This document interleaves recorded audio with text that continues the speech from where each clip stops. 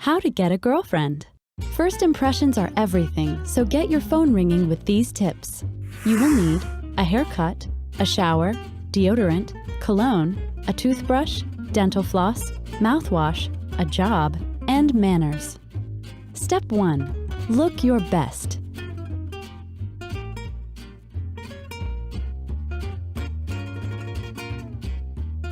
Don't dress sloppily, be conscious of the latest trends, and get a fashionable haircut.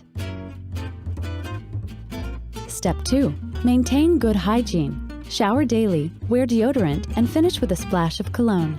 Brush and floss regularly and rinse with mouthwash.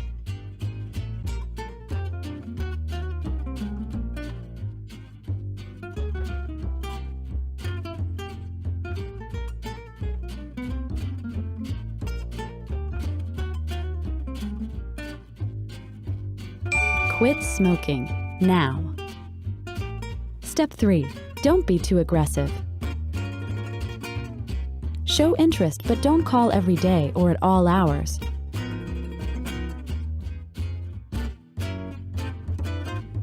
You don't want to become obsessive or scare her away. Step 4. Establish common interests.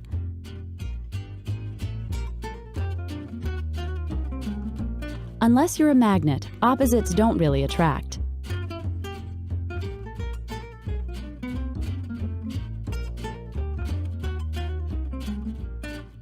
Find shared interests and focus on them. You've got to talk about something. Step 5. Listen. Don't yammer on about yourself. Take a sincere interest in what she has to say and show your interest by making frequent eye contact. Keep up with current affairs to engage in interesting conversation. Step 6. Have a steady job unless you're a full-time student. Research indicates that women look for stability and security in a long-term relationship. Step 7. Be polite, courteous, and chivalrous. No one has ever been turned off by too much respect.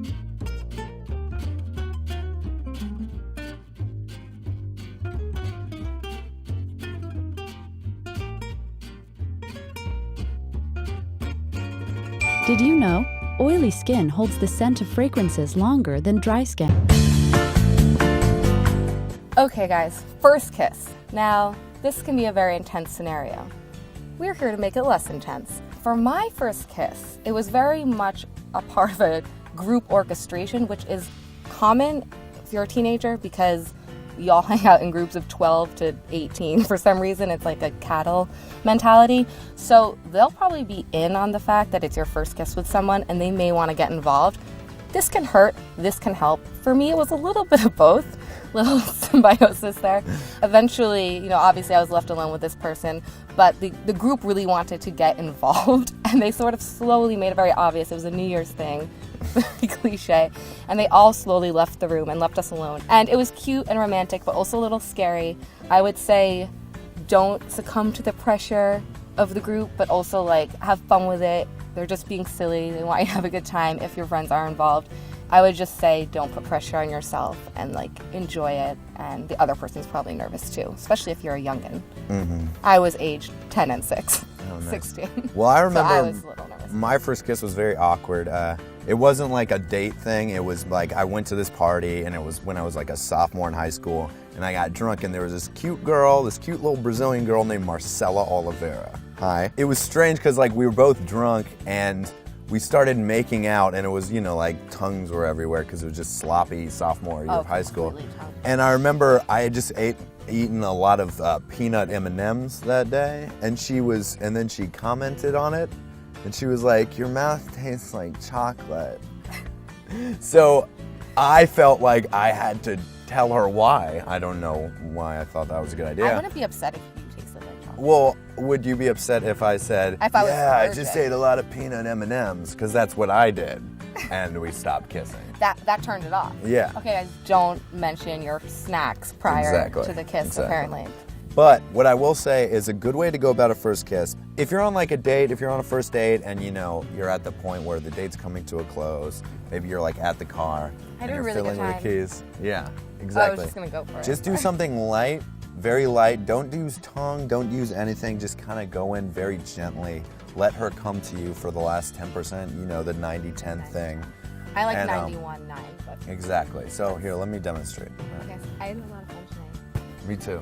I did too. Thanks again. Well, I guess I'm gonna go, but it was a little fun.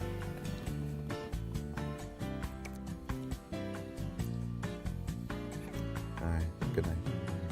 And then I leave, don't look back.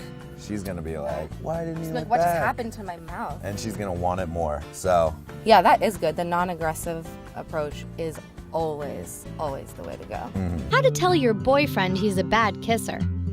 You found the one, but he's a horrible kisser. Don't let him live the lie any longer. You've got to let him know. Nicely, of course. You will need tact. Step 1. Decide if he's worth it. If he's not in the running for a long-term commitment, let another girl deal with the problem. Step 2.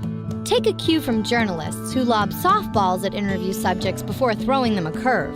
Start with a compliment about his technique. Surely you can find something good about it before moving on to the problem. If you honestly can't find anything positive to say about his kisses, tell him that he has soft lips.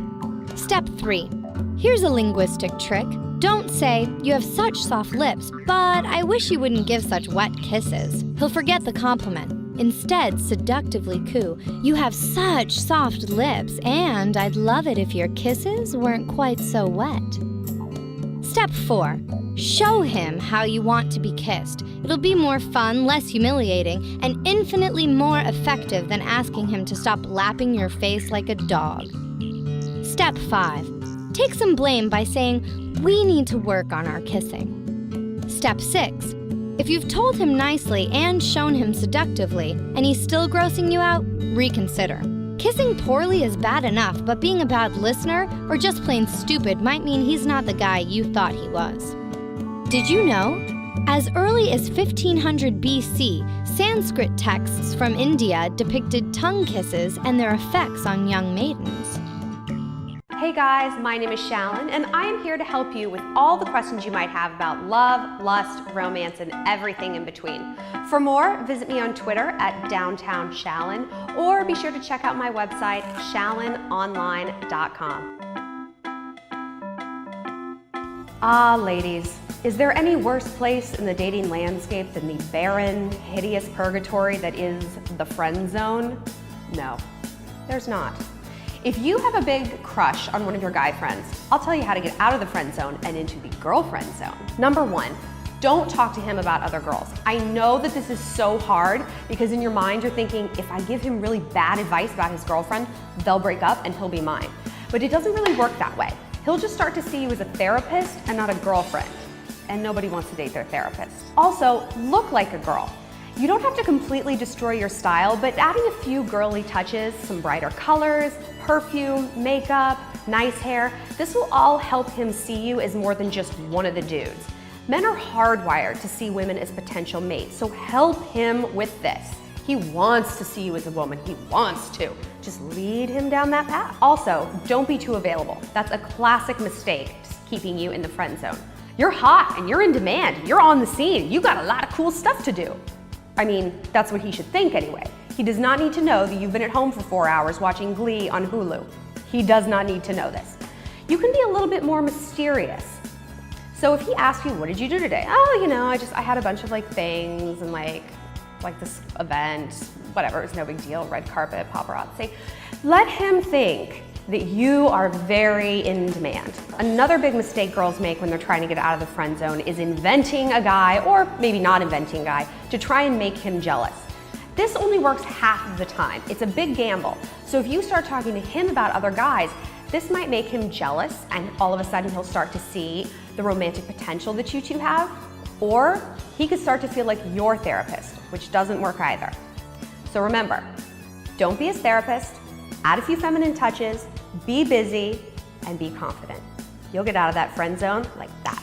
How to cuddle. Cuddling is a great way to relax and bond with your friend or loved one. Here's how to get the most out of your time together. You will need a cuddle partner, comfortable clothes or pajamas, and a sofa, love seat, or bed. Optional: mood music or a romantic movie. Step 1. Choose someone as your prospective cuddle partner. Hang out a while with them. Enjoy each other's company. Make sure you aren't oozing sweat, body odor, or bad breath. If you are, take care of it. Step 2. Take off restrictive clothing. Even better, cuddle when you're wearing pajamas. Suggest a comfortable spot to sit together, such as a sofa, love seat, or bed. Help set the right mood by playing soft music or a romantic movie. Step 3. Make sure your partner is interested in cuddling. If permission is not implied, it's okay to say, "Hey, wanna cuddle?" Step 4. Move closer to your partner. Start by giving them a long hug or putting your arm around their shoulder. Step 5. Wrap your arms around your partner and let your body rest against theirs. You can hold hands or gently caress or massage their shoulders, head, or arms. Step 6. Open up to your partner about your feelings to make it more intimate, or ask how their day went. Use a soft, loving tone of voice when you speak. Step 7. Enjoy the feelings of oneness, security, and affection that cuddling gives you both. Did you know? Cuddling makes us feel good in part because it can make the body release oxytocin, also known as the cuddle hormone.